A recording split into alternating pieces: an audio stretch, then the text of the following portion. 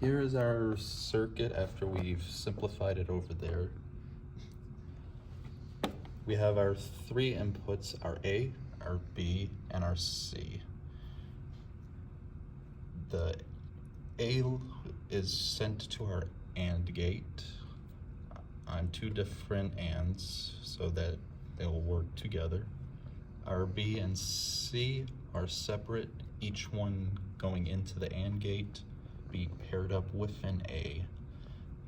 Those two are then moved over to our OR gate and are ORed together, outputting to our LED. If we flip A, nothing happens. If we flip B, we get our light. If we flip C, we will also get a light. Having our B and C, not much difference. But if we turn off our A, that is the requirement for these two to work.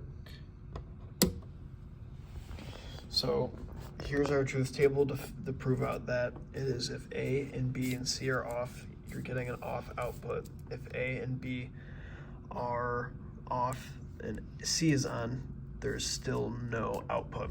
If A is off and B is on and C is off, there's still no output. If A is on, then there's no output.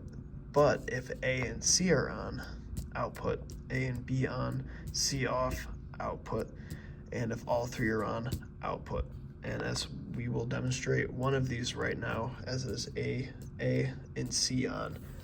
So if A is on and C is on, then the light is on. That's about it.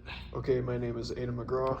I'm Matthew Randall. And this is our practical test 2. So first, I'd like to explain this logic control circuit. This was the first one we were given. As you can clearly see, the first rung is all A, B, and C, and the second one is A, not B, C, and then A, B, not C.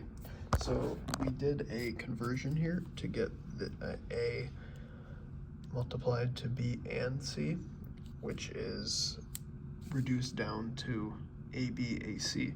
Now I'll show you the truth table later, but right now we will pan over to here and I will have Matthew explain the circuit.